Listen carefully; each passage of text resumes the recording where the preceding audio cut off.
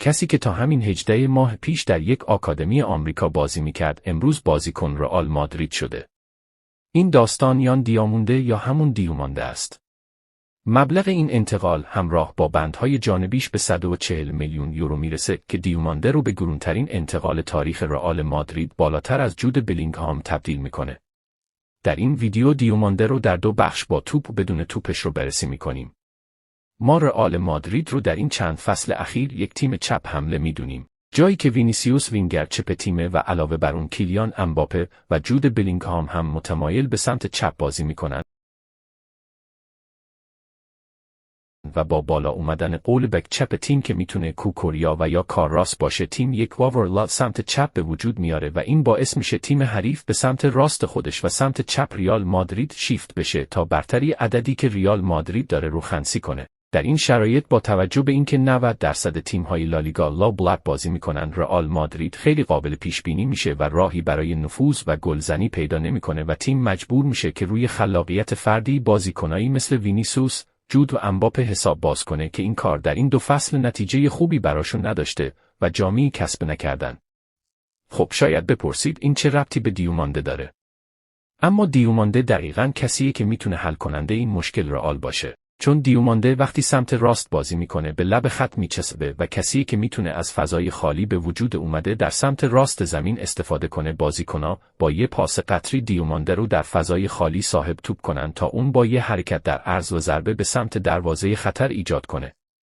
این کار دیومانده رو بهش میگن اندرلگ، کاری که کارواخال یا فده والورده با پاسهای قطری تونی کروس در سال 2024 انجام میدادن.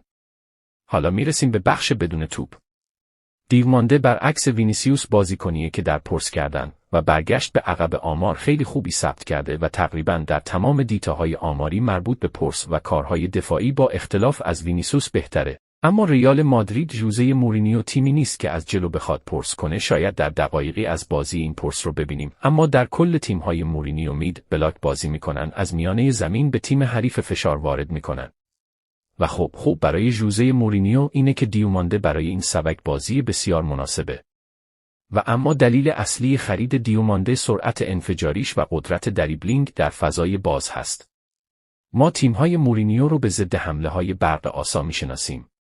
و با حضور همزمان وینی، امباپه و دیومانده قراره ضد حمله‌هایی به شدت سریع و کشنده‌ای از رئال فصل بعد ببینیم، طوری که با چند پاس خودشون رو به دروازه حریف برسونن. اگه بخوام یه بازیکن که بیشترین شباهت به دیومانده داره رو نام ببرم، اون عثمان دمبله است. آمار هم همینو تایید میکنه و همون جور که در تصویر میبینید نمودار 2 بازیکن دقیقاً روی هم افتاده. حتی اگه یه بررسی ساده انجام بدیم کلی ویژگی مشترک بینشون پیدا خواهیم کرد. مثلا 2 پا بودن، هر 2 بازیکن‌هایی هستن که با 2 تا پاشون راحتن. شاید دیومانده به کیفیت عثمان نباشه، اما باز هم جز بازیکنایی قرار میگیره که 2 پا هستن. یا سرعت. هم دمبله و هم دیومانده بازیکنایی به شدت سریعی هستند و در فضا به شدت کشنده هستند. کلی ویژگی مشترک دیگه میتونیم بینشون پیدا کنیم و با توجه به اینکه پاریس به شدت دنبال خرید دیومانده بود بیشتر میتونیم به این حرف پی ببریم.